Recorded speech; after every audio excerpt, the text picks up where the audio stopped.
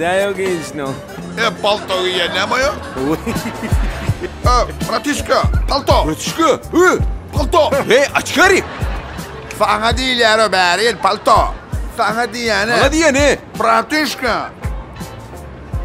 Dinlemecek var ya mı? Sunkan at Gel dedi. yani o sunkan. Sunkan gel. Geliver gel. Fiile mi şakol ya? Alın buranı oğlum bunu. Yok alın burada soru versin ya. Benim vuracak ben şunu. Gov ya da. Ya dediler gov mu? İsteyem mi? Allah döneyim koy. O koyan mı?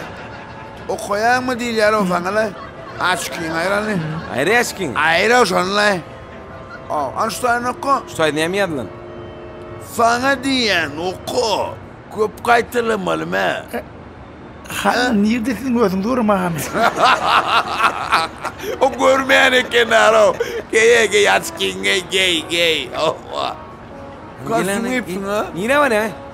Sudan he. Şuraya dönene onun Sudan gidiyor. Tövşerim abi. Şunga su kaçıyor. En yukarı olacak. Sunkan ver. Ne ama onu? Возьми Ne ama sunkadı? Возьми. Soğuk. Soğuk. Ham Sunkadı ne ama? İçinde ne var? Şokolat. Şokolat var. Katı o. Yut. Al sana al. Getir. Nereye? Balıcı paday o sumku. Pero. Koloyu getir. Vay. Verdiler o sana.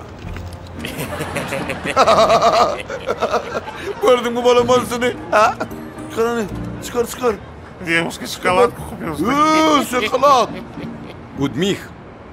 Şokolat sıyın mı yan mı? Tüyünün yanına dinle şokolat var ya mı? Şokolat. Tabii mi? Sudan ne var yan mı? Tüyücüler galiba teniyor ya. Balamasını görüyor mu?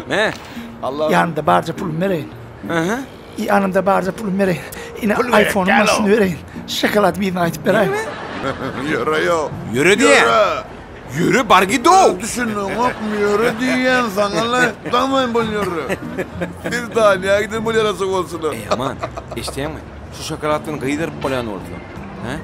iPhone'un geçip polyan oldu. Dime go şokolat olmalı. İşte mi? İndi var bu saat ben bir tapalla. Hani İspanya biri. Ana bir şey gele. Hey bratuşka. Beril. Geliverik diye.